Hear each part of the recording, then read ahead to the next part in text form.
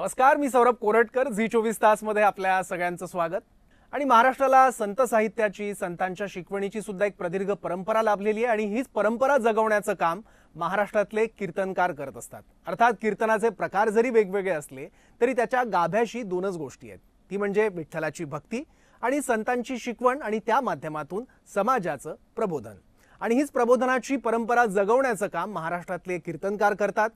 आणि त्यापैकीच एक कीर्तनकार आज आपल्यासोबत आहेत, ज्यांचा परिचय मी देण्याची खरं तर गरज नाही आहे, पण ज्यांची ओघवती खुमासदार शैली आणि त्यांच्याकडचं सगळं शब्दभांडार, वक्तृत्व आणि त्यांची विनोदी शैलीत प्रबोधन करण्याचं त्यांचं कसब, यामुळे त्यांच्या कीर्तनाची संपूर्ण महाराष्ट्राला, देशाला इतकी अवीट गोडी असते की त्यांच्या प्रयोगांची अनेक गावं वर्षानुवर्ष वाट बघत असतात की महाराज आपल्या गावात कीर्तनाला कधी येतात. आपल्यासोबत इंदुरीकर महाराज आहेत. आज सोशल मीडियावर त्यांचे व्हिडिओ आपण नेहमीच बघतो, कीर्तनाचे व्हिडिओ असतात, माध्यमांपासून थोडंसं ते अंतर राखतात, पण आज त्यांनी आपल्याला वेळ द्यायचं ठरवलंय, आपल्याशी संवाद साधायचं ठरवलंय. महाराज, आपलं स्वागत झी24 मध्ये. रामकृष्ण हरी. मी इंदुरीकर महाराज. मी तर काही कधी मीडिया पुढे बोललो नाही, मेसेज सुद्धा कधी केला नाही, कधी व्हॉट्सअप नाही, काही नाही. परंतु आपल्या सगळ्यांच्या आग्रह खातर एक असावं आपली माहिती म्हणून आपणासमोर बोलणार आहे. रामकृष्ण हरी. बरोबर. आता मला पहिला प्रश्न हाच आहे की तुम्हाला सगळा महाराष्ट्र देश इंदुरीकर महाराज म्हणून ओळखतो, पण निवृत्ती देशमुख ते इंदुरीकर महाराज हा तुमचा प्रवास आणि ट्रान्झिशन नेमकं कसं झालं? माझं मूळ नाव निवृत्ती काशीनाथ देशमुख आहे. माझं जन्मगाव अहिल्यानगर जिल्ह्यातील अकोले तालुक्यातील अति दुर्मिळ भागातील, परंतु भक्तीने परिपूर्ण असणाऱ्या आणि वारकरी संप्रदायाची परंपरा असणाऱ्या इंदुरी गाव प्रवारा नदीच्या तीरावर वसलेलं गाव आहे. त्या गावामध्ये अकोले तालुक्यामध्ये एक परमार्थिक क्रांती आहे. अगस्त्य ऋषी आश्रम अकोले तालुक्यात आहे. प्रभू रामचंद्रांचं वास्तव असणारं राममाळ अगस्ती आश्रमात आहे, अकोल्यात आहे. राजा हरिश्चंद्राचं वैभव हे अकोले तालुक्यात आहे. आणि त्या मातीमध्ये माझ्यासारखा माणसानं जन्माला कुठं यावं हे ठरलेलं नसतं, परंतु वारकरी कुटुंबामध्ये, एका सामान्य कुटुंबात, गरीब कुटुंबात, जिरायती शेतीमध्ये काबाड कष्ट करणाऱ्या आईवडिलांच्या पोटी माझा जन्म पौष एकादशीच्या दिवशी म्हणजे निवृत्तीनाथाच्या वारीच्या दिवशी झाला. म्हणून आमचं कुटुंब धार्मिक असल्यामुळं माझं नाव निवृत्ती ठेवण्यात आलं. आणि निवृत्ती ठेवल्यानंतर आमच्या घराला पहिल्यापासून परमार्थिक वसा आहे. आणि परमार्थिक वसा असताना कुटुंब मोठं आहे पण आर्थिक बाजू कमी आहे. अशा वेळेस आई वडिलांनी कष्ट करून आम्ही 4 मुलं, 4 भाऊ, 4 बहिणी यांचं शिक्षण केलं. आणि त्यामध्ये माझं 1ली ते 4थी पर्यंतचं शिक्षण जिल्हा परिषद प्राथमिक शाळा इंदुरी येथे झालं. 8वी ते 10वी, 5वी ते 10वीचं शिक्षण प्रवारा विद्यालय इंदुरी ह्या ठिकाणी झालं. 11वी 12वीचं कॉलेज संगमनेर महाविद्यालयामध्ये झालं. SY BSc माझं PUP कॉलेज प्रवरानगरमध्ये झालं. आणि TY BSc परत संगमनेर महाविद्यालयात झालं. BSc ला केमिस्ट्री घेऊन मला क्लास पडला एक. नंतर माझं बीएड गोखले एज्युकेशन सोसायटीचं जे संगमनेर मधलं नामांकित बीएड कॉलेज आहे त्यामध्ये झालं. आणि बीएडलाही मला क्लास मिळाला. पण नंतर घरची शिक्षण पूर्ण झालं, परंतु परमार्थिक वसा आमचे मामा अकोले तालुक्यातील कोतुळगावचे, त्यांच्यापासून मिळालेला वसा आणि आमच्या घरामध्ये असणारी परंपरा, आमचे पंजोबा वारकरी, आजोबा वारकरी, वडील वारकरी. आमच्या घरात परंपरा कीर्तनाची नाही आहे पण वारकरी परंपरा आहे. कीर्तनाची परंपरा नाही आहे पण वारकरी परंपरा आहेत. आणि त्या वारकरी परंपरेचं बाळकडू आमच्याकडं लहानपणीच घरात पाजल्यामुळं शाळा सुटल्यानंतर मंदिरात जाणं, हरिपाठ करणं, कुठं कीर्तन असलं तर कीर्तनाला जाणं, आणि ती गोडी रक्तात निर्माण झाल्यामुळं मनाला लागलेल्या गोडीवर ती ओढ वारकरी होणं, मग तिथून भजनाला जाणं, हळूहळू मग भक्त व संप्रदायातला परिवार वाढत गेला. आणि परिवार वाढत गेल्यानंतर मग तिथून पुढे खरी आपल्याजवळ थोडंसं ज्ञान आहे, आपल्याला थोडा परमार्थिक वसा आहे, परंतु आपल्याकडून काहीतरी समाजाचं घडावं म्हणून कीर्तन ही एक परंपरा आपण का निवडली. त्याचं कारण असं आहे, मी BSc BEd झाल्यानंतर विना अनुदानित शाळेला काही काळ नोकरी केली आदिवासी भागामध्ये. पगार हा विषय नाही. विना अनुदानित शाळेचा अर्थच असा आहे, बरोबर. फक्त नाव सर, पगार नाही. नाव शिक्षक आहे पण त्याला पगार नाही. आणि ज्याला पगार नाही, ज्याचं नाव शिक्षक आहे, तो विना अनुदानितचा शिक्षक आहे. आणि अशा आयुष्यामध्ये गेल्यानंतर कुठंतरी खडतर जीवनामध्ये कुठंतरी आपल्याला मार्ग सापडेल. आणि आपल्याकडून जर तुमचं विधिलिखितच असेल की तुमच्याकडून भगवंताची सेवाच घडावी किंवा नामस्मरण करून समाजाची सेवाच घडावी, तर भगवंत योग्य वेळी योग्य व्यक्तीच्या जीवनाला कलाटणी देतो. प्रत्येक व्यक्तीच्या जीवनामध्ये विशिष्ट पॉइंटवर त्याला कलाटणी मिळते. उदाहरणार्थ, बालपणी उडाण असणारा मुलगा मोठ्यापणी शास्त्रज्ञ होऊ शकतो. अति गरिबीत वाढलेला लहानपणाचा मुलगा मोठ्यापणी एक शेठ होऊ शकतो. तुम्ही कसे होतात लहानपणी? मी लहानपणी खोडकर जरी होतो, परंतु घरातले संस्कार धार्मिक असल्यामुळं त्या खोडकरपणाला सगळ्यात लहान असल्यामुळं आळा बसत होता. वयाने मी घरामध्ये सगळ्यात लहान असल्यामुळं त्या खोड्या जरी असल्या तर त्या खोड्यांना अक्कल बसत होती. आणि इतर ठिकाणी म्हणजे प्रारब्ध बदलू शकत नाही तुम्ही, पण तुमच्या प्रारब्धाने कर्तृत्वाने तुम्ही तुमचं जीवन बदलू शकता. प्रारब्ध तुम्ही विधिलिखित बदलू शकत नाही, परंतु तुमच्या कर्तृत्वाने. मग माझ्याकडे असं लिहिलेलंच असेल विधिलिखित की माझ्याकडून समाजाची सेवा घडावी. मग मी कीर्तनाला सुरुवात केली. आणि कीर्तनाला सुरुवात शिक्षक म्हणून काम करत असताना? हो. आणि कीर्तनाला सुरुवात करताना त्याला अनेक अडचणी, ताल, स्वर, पाठा, अभंग. मग सुरुवातीला कीर्तन करताना दुसऱ्याचा म्हणजे भजनी मंडळाचा आधार घेऊन कीर्तन करायचं. त्यावेळेस आपल्याकडे गायन नाहीये, आपल्याकडं स्वर नाहीये, ताल नाहीये, आणि समाजात लागणारं कीर्तनाला लागणारं पुरेसं भांडवल नाहीये. आपण तितकं वाचन केलेलं नाही. पण कालांतराने ती ईश्वरी कृपेने ते सगळं जमत गेलं. आणि मग कीर्तन क्षेत्राकडे वळाल्यानंतर कीर्तन केव्हा सुरू करायला सुरुवात केली. सुरुवात केल्यानं सुरुवातीला थोड्याशा समस्या असणार, पण समाजाने त्या स्वीकारत गेल्या. आणि स्वीकारत गेल्यामुळं कीर्तनाला पुढे चांगली सुरुवात झाली. पण कीर्तनाला सुरुवात पुढे चांगली झाली आणि तिला आतापर्यंतचं यश इथपर्यंत आलं.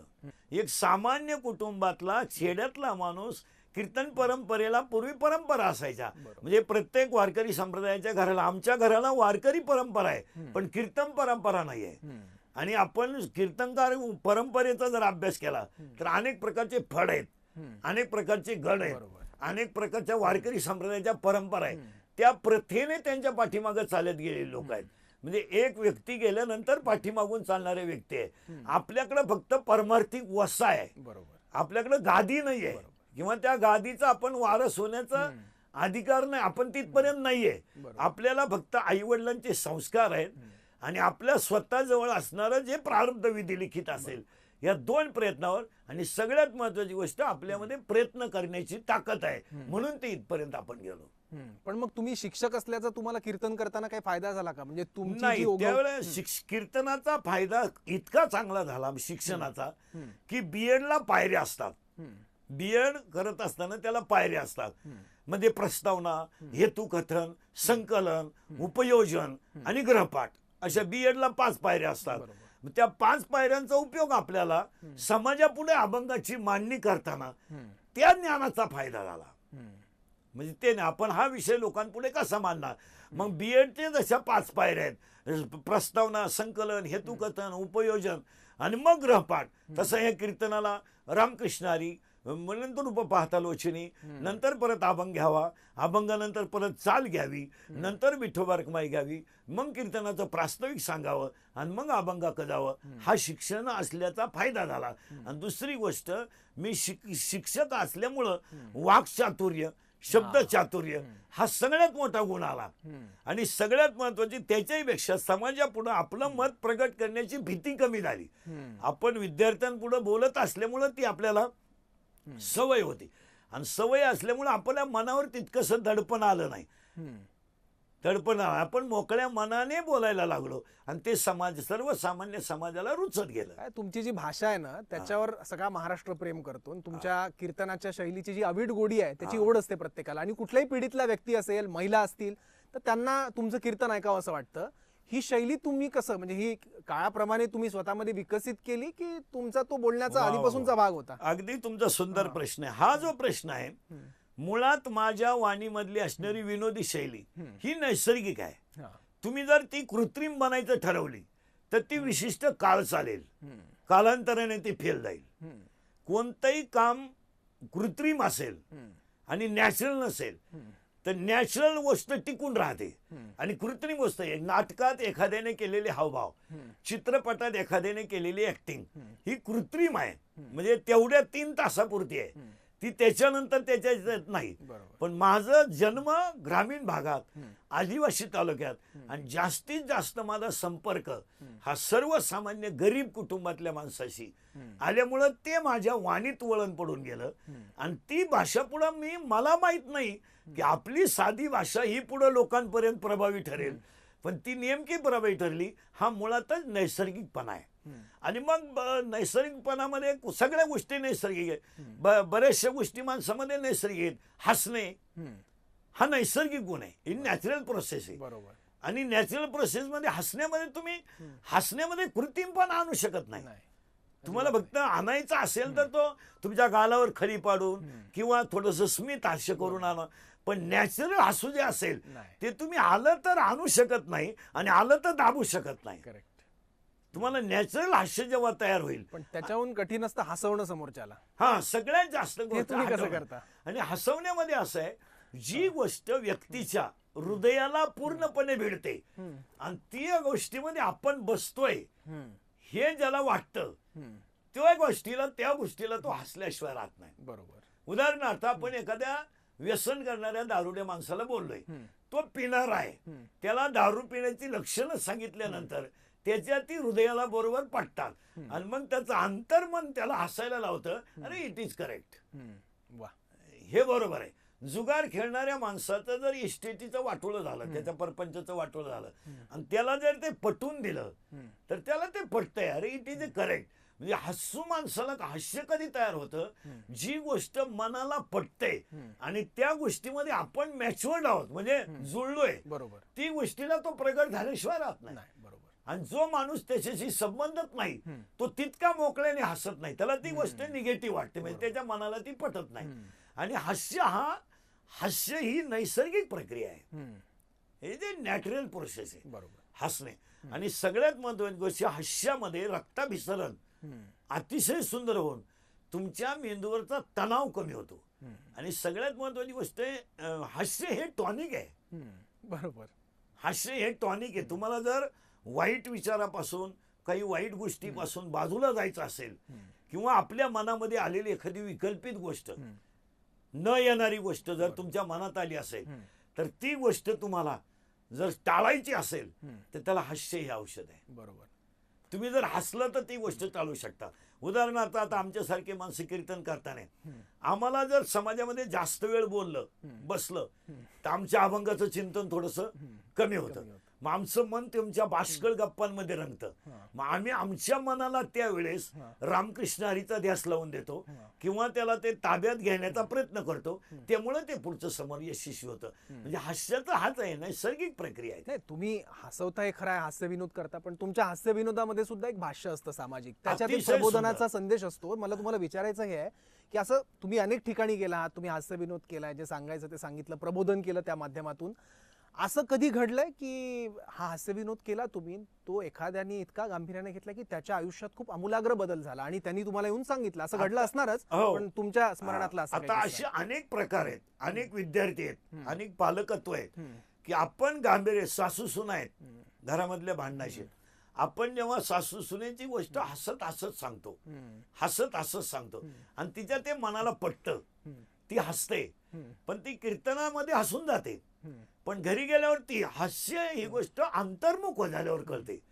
मग ती व्यक्ती कुठंतरी एकटी असली की अंतर्मुख म्हणते. मग ती सासूबाई म्हणत असते सुनेला, रात्री बाबांनी ते सांगितलंय ना, तेवढं तरी ध्यानात ठेवलं पाहिजे. तुम्हाला भेटलंय का असं कधी? असे भरपूर भेटतात. अरे माझा संसार उद्ध्वस्त झालाय, महाराज जरी सांगतोय तरी आपण थोडस चेंज करायला पाहिजे. आणि असे अनेक चेंज आहेत. उदाहरणार्थ ग्रामीण भागामध्ये दारू पिऊन वरातीमध्ये 3-3 तास नाचणारी लोक कालांतराने त्या पिढ्यांमध्ये काही भागांमध्ये त्या वराती त्यामध्ये बंद झाल्या. आता हुंड्याचं जे प्रमाण होतं त्याच्यामध्ये आम्ही जास्तीत जास्त प्रबोधन करून हुंडा ही गोष्ट जवळजवळ बरोबर. ड्रॉपच झाली. म्हणजे समाजामध्ये काही काही गोष्टी कौटुंबिक समाधानामध्ये आपल्या कीर्तनाचा फायदा असा झाला की ती गोष्ट त्याने हसत नेली घरी जाताना. त्याने त्याला विनोद समजलं, त्याने हसत नेली, पण ती झिरपली हा. आतपर्यंत. पण विशिष्ट काळाला त्याने ती अंतर्मनाला साक्ष केली. अंतर्मनाला समजा आपण एखाद्या माणसाला दारूवरून बोललो, परंतु त्याची गोष्ट अंतर्मनात ठेवली.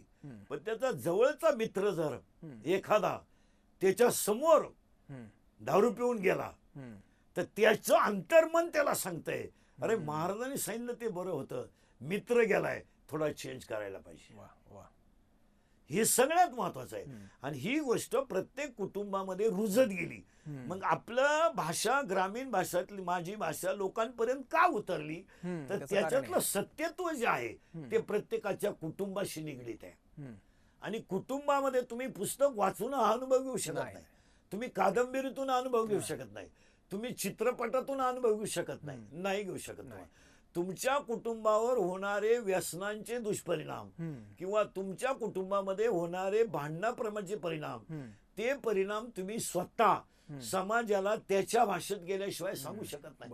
तुम्ही एखाद्या कवितेतून एखाद्याचं चित्र प्रगट करू शकाल, एका गाण्यातून एखादं चित्र प्रगट करू शकाल, पण एखाद्या स्त्रीचा एकुलता एक मुलगा व्यसनाने जेव्हा एक्सपायर होत असेल आणि त्या आईच्या वेदना आणि त्या सुनेच्या वेदना आणि त्या दोन चिमुरड्या मुलांच्या वेदना या समाज फक्त लिखी करू शकतो, लिखू शकत नाही.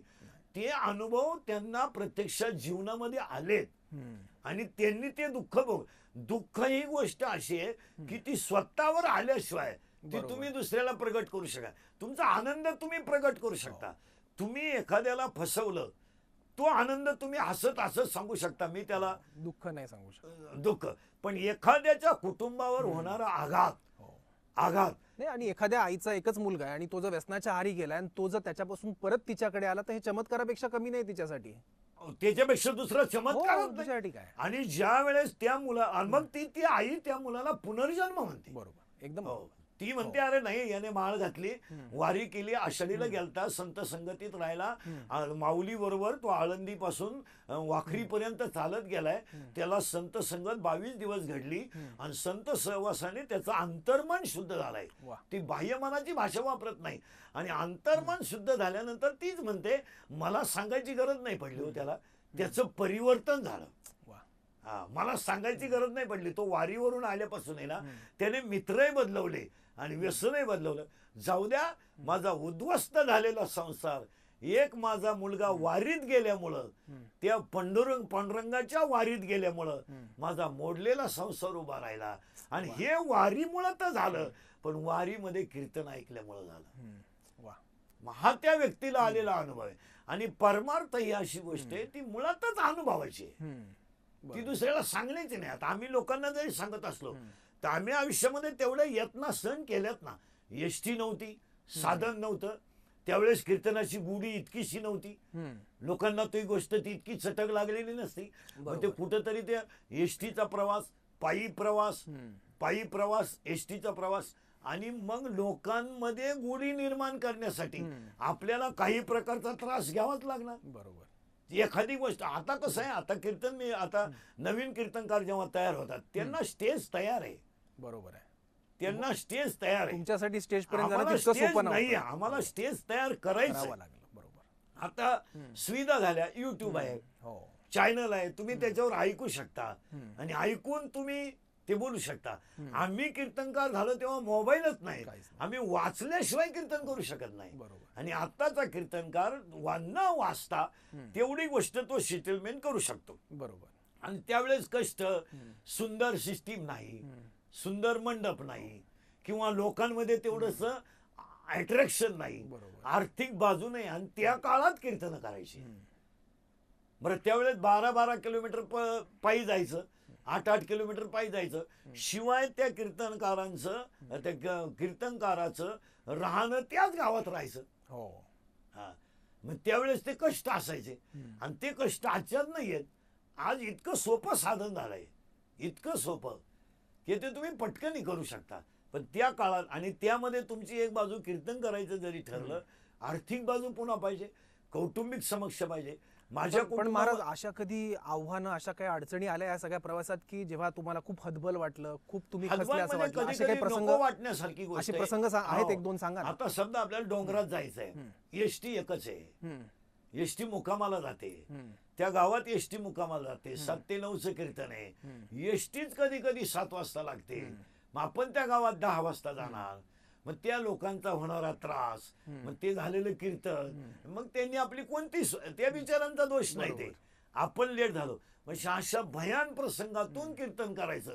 पण एक होतं, प्रसंग जरी भयान असला तरी तुमच्याकडं नामस्मरणाची ताकद असल्यामुळं तुम्ही ते प्रसंग विसरून तुम्हाला कीर्तनातला आनंद लुटू शकता. वा. ही संप्रदायातली सगळ्यात मोठी ताकद आहे. मुळात वारकरी संप्रदायात असाच आहे की त्याचा ज्ञान हाच पाया आहे, ज्ञान हाच पाया आहे, वैराग्य हाच कळस आहे, विस्तार हाच नाम आहे, आणि त्याची बहिणाबाई आहे, फडकती ध्वजा आहे. आणि जी ध्वजा कधी फडकत असते, जेव्हा उंचीवर असते, उंचीवर असते आणि वाऱ्याचा झोत असतो तेव्हा फडकत असते. वारकरी संप्रदायाची उंचीच मुळात संतांनी वाढवलेली आहे. आणि संतांच्या उंचीवर वारकऱ्यांना फक्त ध्वज फडकवायचा आहे. वा, बरोबर. आपल्याला त्याला पाया करायचा नाही. पायाची रचलेलं नॅचरल आहे प्रोसेस. संतांनी, हो. पाया तुमचा तयार आहे, हो. वैराग्य तुमचं तयार आहे, भक्तीची साधनं तुमची तयार आहे, आणि फक्त तुम्हाला एकच करायचंय की त्या आनंदात राहून बहिणाबाई सारखी नामचिंतनाची गुढी उभारायची. आज वारकरी संप्रदायामुळे तुम्ही माना नका मानू, पण वारकरी संप्रदायामुळे समाजामधली संस्कृती 99% जागेवर आहे. ज्या घरामध्ये तुळशीला पाणी घालणं, गाईला पाणी घालणं, गाईला पाणी पाजणं, अतिथींची सेवा करणं, मोठ्या माणसाशी नम्रतेनं वागणं, ह्या संस्कार ज्या घरात आहेत त्या घरातली मुलं तुम्हाला वाया गेलेली दिसणार नाही. आता तुम्ही मुलांचा विषय काढला, जेनझी माहिती आहेत का तुम्हाला? हा? जेनझी हा शब्द सध्या फार चर्चेत आहे. दिल्लीत आंदोलन सुरू नाही, केलं. नाही, जेनझी ते- म्हणजे नवीन पिढीतली मुलं एकदम, नाही, ते जी दुसरं 15, विचार. 16, 17, 18 वर्षांची आहेत. ही जेनझी मुलं कीर्तनाला येतात का? हो, आणि भरपूर. आणि ते कीर्तनाचा आनंद आणि घेतात का? सगळ्यात ती जास्त तरुण वर्गच आमचा फॉलोअर आहे. हा, ती ऐकतात कीर्तन, हो, भरपूर. आणि त्यांनाही तुमची भाषा अगदी ते रिलेट करतात मनोसक्ता. तुम्ही स्वतःसोबत. त्यांच्याकडे कोणताही उचकून पहा. नाही, त्यांच्याबद्दल बोललं जाते की वडिलांचं ऐकत नाही स्वतःच्या. नाही, असं ते कसं होतं, घरांमधलं जे कौटुंबिक वातावरण आहे, आता मुलं बनवताना आम्ही जेव्हा कीर्तनकार झालो, आता आम्ही गरिबीत झालो, कीर्तनकार झाल्यानंतर बीएड झालं, कीर्तनकार झालो, पण पुढे आपण विनाअनुदानित शाळेवर शिकावं, बरोबर, म्हणजे शिकलोय. आणि मग विनाअनुदानित शाळेमध्ये जीवन शिक्षकाचं बरबाद होतं. बरोबर. म्हणून 2005 मध्ये माझ्या डोक्यात असं आलं की आपण गरिबीतून वंचित राहिलो नोकरीपासून, पण एक सर्वसामान्य तळागाळातला मुलगा शिकावा म्हणून मी 2005 साली एका विद्यालयाची स्थापना केली. विद्यालय, माध्यमिक विद्यालय काढलं. हा. पण ते विद्यालय काढत असताना त्याला अनेक समस्या, आणि त्या समस्येमध्ये मग जर शाळेला स्पीकर लागत असेल तर आपण कोणाचं तरी पुण्यस्मरण करायचं, त्याचे पैसे घ्यायचे, कपाट घ्यायचंय, असं मी एक सुंदर विद्यालय उभं केलं. वा.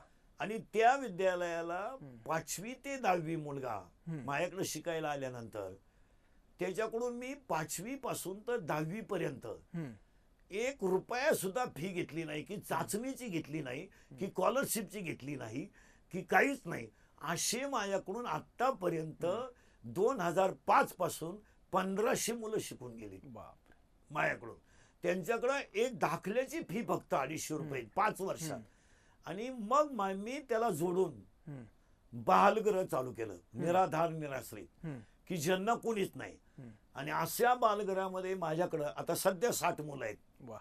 आणि त्या 60 मुलांचं केस कापणं, राहणं, 2 ड्रेस, बनियन, सगळा शैक्षणिक खर्च, सरपण, धान्य, असं मिळून माझ्याकडे 970 मुलं आतापर्यंत शिकून गेली. म्हणजे पालकत्वच तुम्ही घेतलं एक मग प्रकारे आता मी सध्या 1500 मुलांचा, आपलं 500 मुलांचा पालक आहे त्यांचं. वा. सध्या आता माझ्याकडं. आणि मुलं इतकी गरीब शिकतात ती, पण ते शिकत असताना तुम्हाला त्रास काढावाच लागतो, आणि मग तुम्हाला त्रास होतो. पण आज मला याचा आनंद आहे की त्यातली जी मुलं वीटभट्टीवाल्याची आहेत, वीटभट्टीवर कामाला जाणाराची आहेत, हो. किंवा गरीब माणसाचे, ती मुलं शिकलीच नसते. बरोबर. आणि आपल्याकडून जर एक गरीबाची मुलगी 10वी होऊन जर गेली तर त्या मुलीचा सुखी संसार झाला. हा आशीर्वाद आपल्याला याच्यापेक्षा काय आहे. माझ्याकडून सगळी मुलं आज चांगल्या चांगल्या पदावर आहे. एक मुलगा अभियंता आहे, एक मुलगी SP आहे मुंबईला, पोलीस मध्ये 15-20 मुलं आहेत. आणि गरीबाची मुलं आपण 10वी पर्यंत ज्यांना शिक्षण ही कल्पना सोचलीच नसते. कारण मी हायस्कूल अशा गावात काढलंय की तिथून 5 किलोमीटर कुठं हायस्कूल नाही आहे. हायस्कूल नाही.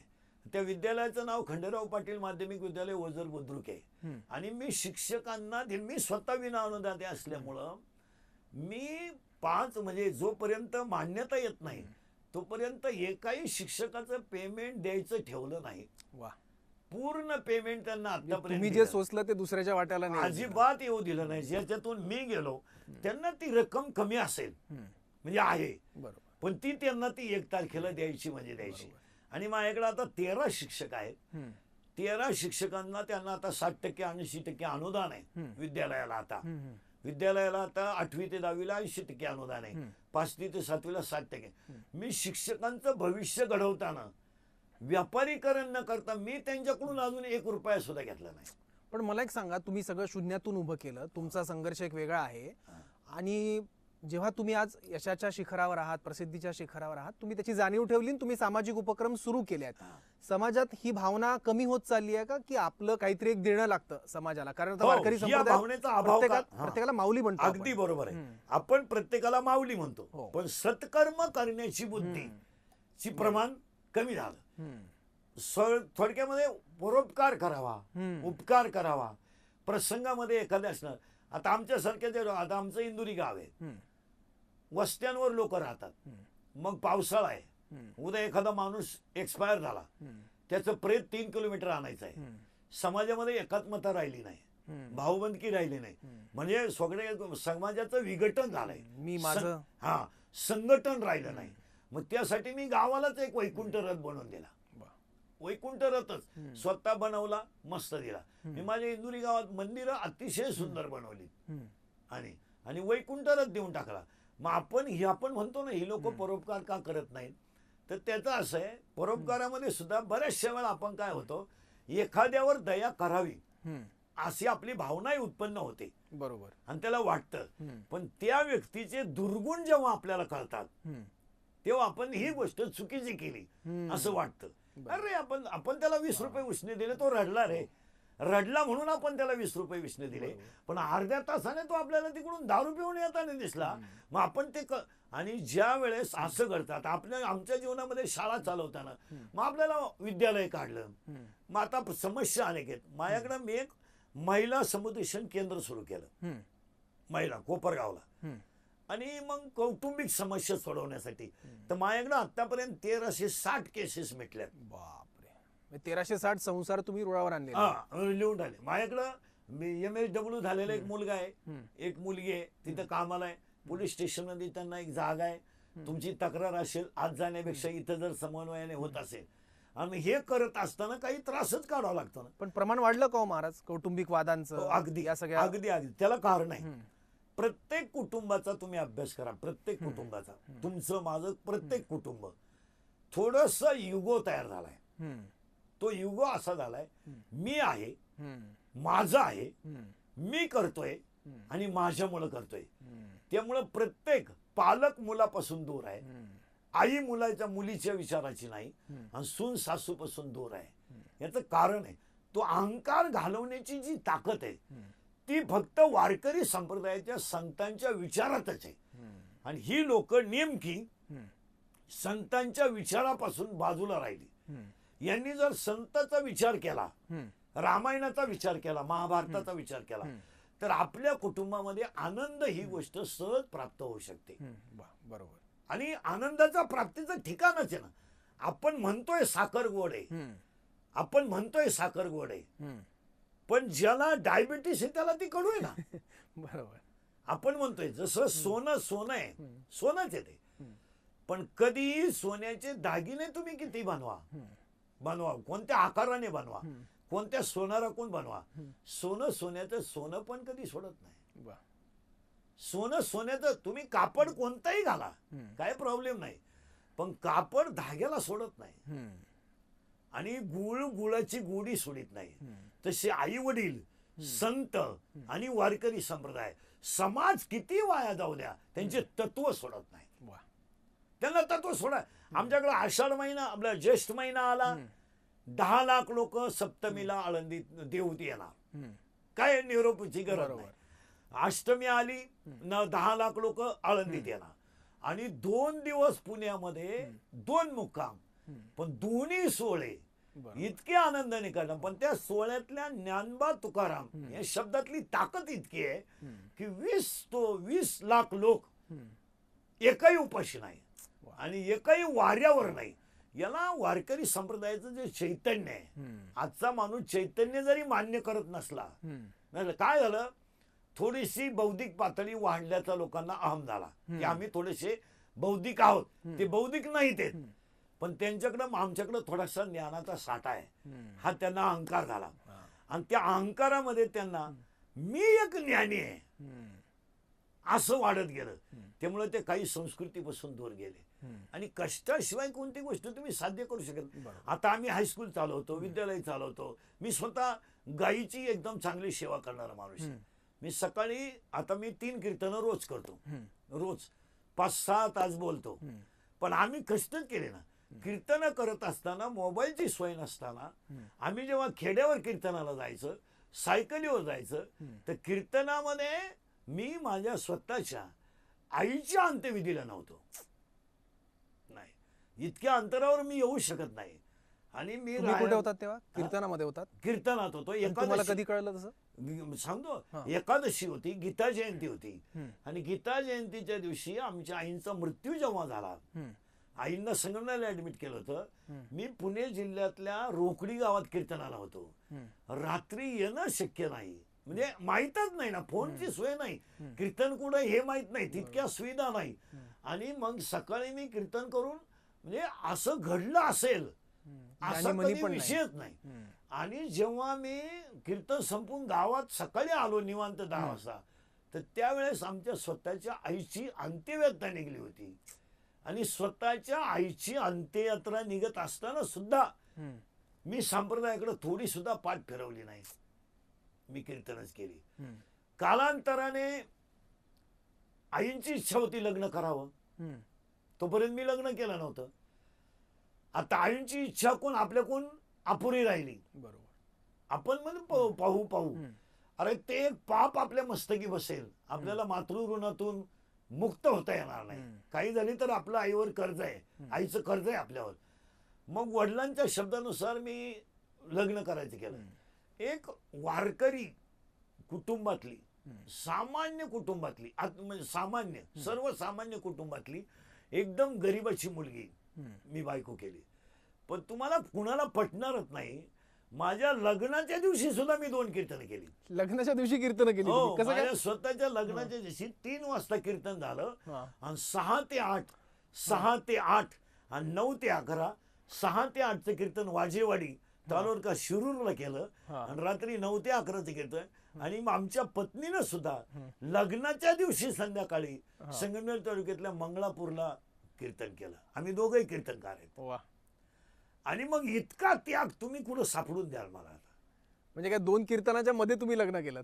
हो, माझे 2 लग्न झाले, म्हणजे 2 कीर्तनं झाली, 6 ते 8 आणि 9 ते 11. पण लग्न 3 वाजता झालं, आणि संध्याकाळी बायकोनंही कीर्तन केलं. आणि मग त्या संसाराला सुरू होताना रात्रंदिवस प्रवास प्रवास प्रवास. सर, मी आतापर्यंत 26 स्कॉर्पिओ वापरल्यात. त्याचं कारण आहे रात्रंदिवस रोडवर, आणि मी बाहेर मुक्काम न करणारा माणूस आहे. कालांतराने माझं लग्न 11/5/2005 झालं. ईश्वरी संकेताने मला पहिली मुलगी सुद्धा 11/5/2006 झाली. 11/5/2005 लग्न झालं. मुलगी झाली तेव्हा मी बाहेर कीर्तनाला होतो. मी स्वतःची मुलगी 3 दिवसानंतर हॉस्पिटलमध्ये डोळ्याने पाहिली. 3 दिवसानंतर, म्हणजे 3 दिवस आमची पत्नीला बाळ झालं, ते बाळ सुद्धा मी 3 दिवसाने पाहिलं. पण रात्रंदिवस प्रवासामध्ये ते गेलं. पण तो संस्कार ज्ञानोबरायांच्या कृपेने, संतांच्या कृपेने अतिशय सुंदर झाला. पुढे कालांतराने मुलगा झाला, मुलगा सुंदर झाला. पण आमच्या मुलांना लहानपणी मातृ पितृ या गोष्टी मिळाल्या नाहीत मला. आमची मुलगी 4 महिन्याची झाली असतानाच तिच्या आईला कीर्तनाला जायचं, मला कीर्तनाला जायचं. संसार कसा चालायचा तुम्ही दोघंही तुम्ही दोन आज बघा दिशेला ना, कीर्तनाच्या सांगतो ठिकाणी? ना तुम्हाला. हा. आणि मग तिने कीर्तनाला जायचं, मग ते मूल आम्ही शेजारच्या घरी ठेवायचं, तिनं कीर्तनावरून आल्यावर त्या मुलांना घ्यायचं. अजून आम्ही कधी मुलांना शाळेत आणायला गेलो नाही. माझी मुलगी BA 12वी झाली, मुलगा FY ला आहे, मुलगी आता MSW ला येतं मुंबईमध्येच, मुंबईलाच दिली ती. हा, तर त्यांना कधी आम्ही शाळेत आणायला गेलो नाही. त्यांना फक्त काय लागेल त्यांच्या शाळेत सुद्धा मी आतापर्यंत कधी गेलो नाही की यांना शिक्षक कोणते आहेत. माझ्याकडं विद्यार्थ्यांना शिकवण्यासाठी माझ्या हायस्कूल मधल्या मुलांना मी शिकवतोय, पण माझ्या मुलांकडे मी पाहिलं नाही. पण ज्ञानोबारायाची जी कृपा आहे, संतांची जी कृपा आहे, आणि आपल्या आईवडिलां मी मातृ ऋणातून पूर्ण होण्यासाठी लग्न केलं, पण त्याच्यानंतर काही कालाने वडील गेले. वडील गेले त्या दिवशी मी 3रा सोमवार होता, श्रावण महिना होता, आणि त्या दिवशी मी शिरूरला रामलिंगला, शिरूर तालुक्यात रामलिंगला कीर्तनालाच होतो. वडिलांच्या अंत्यविधीच्या दिवशी कीर्तनच करत होतो, आईच्या अंत्यविधीच्या दिवशी कीर्तन, आणि दोन्ही मुलांच्या जन्माच्या वेळेस कीर्तनच करत होतो. आणि मग वडिलांच्या अंत्यविधीला मी संध्याकाळी अंधारात आलो, आणि मग त्या अंत्यविधीला योग लागला. मग वडील गेल्यानंतर आपल्याला काहीतरी घडावं म्हणून मी 26 वर्ष आई वडिलांचा अतिशय मोठा सोहळा, मातृपितृ कृतज्ञता सोहळा, त्याची गीता जयंतीला सांगता असते, ते मी इंदुरीला करत असतो. म्हणजे एवढ्या संकटातून त्रास देताना आज ही जी उंची आहे, आपण म्हणतोय असं झालंय, तसं नाहीये ते. आपण म्हणतो तरुण वर्ग कीर्तनापासून लांब गेला असं आपण म्हणतो, पण ज्या घरांमध्ये आध्यात्मिक वसा आहे त्या घरातली मुलं आहेत. आता आमच्या सगळ्या दिंड्या जर तुम्ही तुकोबा माऊली बरोबर जर पाहिल्या तर 500 लोकांमध्ये आमच्याकडे 250 पावणे 300 तरुण वारीत आहेत ना. बरोबर. ते भजन करीत, म्हणजे भजन त्यांना येत नाही हा विषय वेगळा आहे, समजा कीर्तन येत नाही हा विषय वेगळा आहे, पण माऊलीची सेवा म्हणून आणि वारकऱ्याची सेवा म्हणून रात्र दिवस कष्ट करणारा वर्ग आहेच ना. पण मला एक सांगा, तुम्ही आयुष्यातली कुठलीही गोष्ट असू द्या, कीर्तन तुम्ही पहिले ठेवलंय. आता तुमच्या लग्नाचा तुम्ही किस्सा सांगितला, मला वाटत नाही हा याआधी कुठे तुम्ही बोलला असाल, नाही, कधीच नाही, आज पहिल्यांदा. मला आणखी विचारायचं त्याच्याबद्दल की तुमचं जेव्हा लग्न ठरलेलं होतं तेव्हा तुम्ही आधीच कीर्तन ठरवलं होतं की लग्न ठरल्यावर तुम्ही कीर्तनाच्या वेळा दिल्या होत्या? ठरवल्यानंतर लग्नच 8 दिवसात ठरलं. लग्न वडिलांची इच्छा तीव्र होती, वय झालं होतं, आणि लग्न आपल्याला साधं, माझ्या लग्नाचा खर्चच 20 रुपये. 20 रुपयात लग्न केलं तुम्ही? स्वतःचा माझं लग्नाचा खर्च. तुम्ही कधी दाडला आलेत संगमनेर तालुक्यात, तर दाडच्या शिवमंदिरामध्ये माझं लग्न झालं. फक्त 20 रुपयाचे 2 हार होते, बस तेवढाच खर्च. बस, त्याच्यापेक्षा सुट्ट्या रुपया माझ्या लग्नाचा खर्च. मी ड्रेस सुद्धा घेतला नाही, या अंगाला हळद सुद्धा लावलेली नाही, पण संसार पुढे एवढा मोठा झाला. मी माझ्या स्वतःच्या लग्नाला 20 रुपये खर्च केला, ड्रेस सुद्धा घेतला नाही. आज माझा संसार येतो म्हणतो सोपा का झाला? ही केवळ आणि केवळ सर्वसामान्य माणसाची केलेली सेवा आणि ज्ञानोबारायाची कृपा आहे. तसं घडणारच नाही. तुम्ही कोणताही क्षेत्र निवडा, कोणताही क्षेत्र निवडा, कोणत्याही क्षेत्राला तुम्हाला स्वतःचे प्रारब्ध, प्रयत्न आणि सत्कर्माची साथ असल्याशिवाय ते घडू शकत नाही. तुम्ही कोणत्याही क्षेत्रातली व्यक्ती घ्या, म्हणजे तुम्ही संप्रदायाशी मी निगडीत आहे म्हणून तुम्ही मला संप्रदाय धरू नका. एक क्लास 1 अधिकारी घ्या, एक लाल दिव्यावाला अधिकारी घ्या, क्लास 1 अधिकारी घ्या, तुम्ही स्वतः घ्या. तुम्ही मोठे होत असताना सगळ्यात महत्वाची गोष्ट, तुमच्यावर पहिले आई वडील आहेत, नंतर त्याला 4 गोष्टी लागतात. त्याला प्रारब्ध लागतं, त्याला प्रयत्न लागतो, त्याला आई वडिलांचे आशीर्वाद लागतात, आणि संतांची कृपा लागते. आणि या 4ही गोष्टी जर तुम्ही नसत्या तर तुम्ही आज माझ्या समोर बोलू शकत नाही. मग आपल्यावर, आणि त्याच्यातून ऋण, म्हणजे आपण म्हणतो की 5 प्रकारची कर्ज आहेत. मातृ ऋण आहे, पितृ ऋण आहे, ऋषी ऋण आहे, देव ऋण आहे, भूत ऋण आहेत. प्रत्येक माणसावर कर्ज आहेत, 5 कर्ज आहेत. पण तुम्ही 2 कर्ज असे आहेत का ते तुम्ही फेडू शकत नाही. मातृ ऋण तुम्ही फेडू शकत नाही, पितृ ऋण तुम्ही फेडू शकत नाही. पण तुमच्यावर जे ऋषींचं ऋण आहे, ऋषी मुनींनी जे ग्रंथ लिहून ठेवले, स्वने तपश्चर्या केल्या, साधना केल्या, आणि तुमच्यासाठी जे ग्रंथरूपी हम्म. जे ठेवलंय ते ग्रंथ वाचल्याने तुम्ही त्या ऋणातून थोडस मुक्त होऊ शकता. बरोबर, त्याचा अंगीकार करायचा फक्त. याचा तुम्ही ह्या दोन कर्जाचा विचारच करू नका. हे तुम्हाला त्याच्या फिटणारी गोष्टच नाही आहे. हा, आपल्याला रक्तदान करा म्हणावं लागतं. ब्लड निर्मिती करता येत नाही. आपण ब्लडचा अभ्यास करू शकतो का त्याच्यामध्ये 2 टाइप्स ऑफ ब्लड सेल आहे, तांबड्या पेशी आहे, पांढऱ्या पेशी आहे, 4 गट आहेत, A B A O B ए ओ ए, ओ गटाचं रक्त सगळ्याला चालतं, हे आपण करू शकतो. पण ब्लडचं निर्मिती तुम्ही करू शकत नाही. तसं तुम्ही भोग तुमचे भोगू शकता, पण तुमच्या प्रारब्धात चेंज करू शकत नाही. जे असणार आहे ते असणार आहे. मग हे ऋषी मुनींनी नेऊन ठेवलेले जे ग्रंथ आहे, आजही महाराज तुम्ही 2026 चा अभ्यास करा. हरिपाठ, ज्ञानेश्वरी, या चिंतनामध्ये ताकद आहेच ना. बरोबर. एक विशिष्ट वर्ग मानत नाही तो भाग वेगळा. मग आपण म्हणतो बा विज्ञान आणि अध्यात्म असं कसं राहील, तसं नाही. न्यूटनचा म्हणजे न्यूटननं जेव्हा गतिविषयक नियम मांडलेत, तर न्यूटनची पहिला नियम असा आहे गतीचा की एखादा पदार्थ स्थिर आहे, हा स्थिर पदार्थ आहे, याच्यावर तुम्ही काहीच क्रिया केली नाही तर तो स्थिर राहणार आहे. आणि याच्यावर जर बदलण्याची क्रिया केली तर तो आपली जागा बदलणार आहे. म्हणजे न्यूटन शास्त्रज्ञाचं असं म्हणणं आहे की याच्यावर जर बल क्रिया करीत नसेल तर ते स्थिर राहील, आणि क्रिया केली तर ते अस्थिर राहील. मग तुमच्या जीवनावर जर संतांचे विचारच नसतील तर तुमचं जीवन राक्षसी राहणारच आहे. आणि तुम्ही जेव्हा संतांच्या आई वडिलांच्या ग्रंथांचं वाचन करा तेव्हा तुमच्या जीवनाला क्रांती मिळणार. हा न्यूटनने सांगितलेला नियम संतांच्या नियमाशी निगडीत आहे. बरोबर. मग न्यूटनने तिसरा नियम असा मांडलाय, न्यूटनचा गतिविषयक तिसरा नियम मांडताना असं मांडलाय की एखादी क्रिया आहे समोर, समजा त्याने ती क्रिया आहे, तितक्या जोरात प्रतिक्रिया आहे. म्हणजे उदाहरण असं देते, त्यांचं असं आहे, दरवाजावर लात मारली तर दरवाजा जितक्या जोरात पुढे जातो तितक्या जोरात परत येतो, मागे येतो. बरोबर. आणि हा नियम न्यूटनने क्रिया त्यांचा असं न्यूटन या शास्त्रज्ञांचं असं म्हणणं आहे, क्रिया आहे आणि प्रतिक्रिया आहे, दोन्हींची बल सारखी आहेत, बल सारखी आहेत, बल सारखी आहेत, पण दोघांची दिशा भिन्न आहे ना. ओके. दोघांची दिशा, लात मारली तिकून बरोबर, पण दरवाजा इकडे गेलाय, हो. म्हणजे दोघांची बल सारखी आहेत, पण क्रियेची प्रतिक्रिया आहे. क्रिया एकाची क्रिया आहे, हो. एकाची प्रतिक्रिया आहे. तसं तुम्ही संपत्ती कमावताना, ज्ञान कमावताना, संपत्तीमध्ये 2 प्रकार आहेत. एक दैवी संपत्ती आहे, एक आसुरी संपत्ती आहे. कीर्तन ही दैवी संपत्ती आहे. दैवी संपत्ती ती तुमची कमी जास्त होऊ शकते, पण त्या संपत्तीपासून तुम्हाला मिळणारा जो आनंद आहे त्याला चायलंच नाही. वा. त्याला चायला नाही, तो तुम्ही डिवायडेशन करू शकत नाही. इकडे तुमची जी आसुरी संपत्ती आहे, तुम्ही टक्का घेऊ शकता, कमिशन घेऊ शकता, बरोबर. एखाद्यामध्ये दलाली घेऊ शकता, गुंडशाही करू शकता, आणि त्यातून तुम्ही जी संपत्ती कमवता ती संपत्ती तुम्हाला मिळाल्याचा आनंद मिळणार आहे, याच्यात शंका नाही.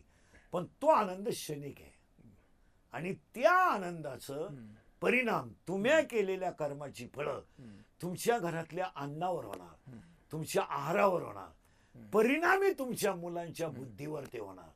तुम्हाला ते कळू येणार नाही. अरे माझा मुलगा खून करण्या इतका निघाला, कसं शक्य आहे? कल्पनाच केली नव्हती कधी. अरे माझ्या मी स्वप्नात सुद्धा पाहिलं नाही माझा मुलगा चोरी करेल. पण माझ्या मुलाला एवढ्या संपन्न घराण्यात हा छंद लागला कसा? तर त्याचा शोध असा आहे की त्या घरांमधून राहिलेला आहार, त्या घरांमध्ये मिळालेला पापाचा पैसा. मग तुम्ही सोपं उदाहरण आहे ना, श्रीमंतीच्या तुलनेने रावण श्रीमंत आहे, श्रीमंतीच्या तुलनेने रावण श्रीमंत आहे. बरोबर. तेवढी श्रीमंती. जसं समुद्राला तुम्ही दुसरी उपमाच देऊ शकत नाही ना. समुद्राला तुम्ही समुद्रच म्हणणार आहे का? समुद्राला दुसऱ्याकडे शब्दच नाही तुमच्याकडे. तुम्ही फक्त एवढंच म्हणाल समुद्रासारखा आहे किंवा समुद्र इतका विशाल आहे. पण तुम्ही समुद्राला समुद्र सोडून दुसरा शब्द म्हणू शकत नाही. आईला तुम्ही माता म्हणू शकता, जननी म्हणू शकता, पण आईच्या मातृत्वाला तुम्ही पर्यायी शब्द देऊ शकत नाही ना. तुम्ही काय म्हणणार आहे? तुमच्याकडे शब्दच नाही ना. आई या शब्दाला शब्दच नाही. जसं निसर्गाने सौंदर्य बनवलं, भगवंताने सृष्टी निर्माण केली, त्या सृष्टीला तुम्ही 3 ऋतू नाव दिले. पावसाळ्यात हिरवी होते म्हणून तुम्ही तिला पावसाळा म्हणता, हिवाळ्यामध्ये थोडी गोडते, पण सृष्टीच्या निर्मात्याचा अंत तुम्ही लावू शकत नाही ना. मग तो कुणीतरी आहेच ना, एक चैतन्य आहे, तुम्हाला दिसतंय. आता तुमचे 2 कान आहेत, माझे 2 कान आहेत. 2 कान आहे पण काम एक आहे. ऐकणं. 2 नागपुडे आहेत पण काम एक आहे. बरोबर. 2 डोळे आहेत काम एक आहे. पण एकच जीभ आहे काम 2 आहेत. वा. 2 एका जीभेची 2 काम आहे ना. मग रावणाची संपत्ती जी होती ती आसुरी संपत्ती होती आणि रामाची जी संपत्ती होती ती दैवी संपत्ती होती. आणि दैवी संपत्ती पुढे आसुरी संपत्ती टिकू शकत नाही. मग ज्या घरामध्ये अनितीची लक्ष्मी येते आणि त्या घरांमधली मुलं वाया जातात. आपण असं कधी म्हणू शकत नाही की सगळी तरुण पिढी बरबाद आहे. नाही, बरोबर. असं कधीच नाही म्हणू शकत किंवा सगळी पिढी वाया गेली असं नाही. मग अजूनही श्रावण बाळासारखं काशीला नेणारे मुलं आहेत ना. आहेत. अगदी बरोबर आहे. आज- आणि जे कोणी काय वाट चुकलेले असतील त्यांना तुम्ही वाट दाखवण्याचं काम आणि सुद्धा जे तुमच्या जे कीर्तनाच्या वाट माध्यमातून चुकून करता. गेले ते आमच्याकडे आले की ते सरळ वाटेला लागतात. हो. हेच त्याचं वैशिष्ट्य आहे. नाही, तुम्ही इतकं छान सगळं हरिनामाचं महत्व सांगितलंय, प्रबोधनाचं महत्व पटलंय, संत साहित्य आपल्या आयुष्यात किती महत्वाचं आहे आणि नामस्मरणाचं महत्व सुद्धा तुम्ही सांगितलंय. खरं तर तुमच्यासोबतच्या गप्पा संपूच नाही असं वाटतं. तुम्ही किती वेळ बोललात तरी ते ऐकत राहावं असं वाटतं. पण आपली वेळ संपत आली आहे. पण तुम्ही आज इथे आलात महाराज आणि आमच्याशी बोललात आणि इतकं सगळं भरभरून बोललात, सांगितल्यात, तुमच्या आयुष्यातल्या सुद्धा आठवणी सांगितल्यात. त्याबद्दल खरंच मनस्वी आभार आणि धन्यवाद आपण इथे आलात आज त्यासाठी. रामकृष्ण.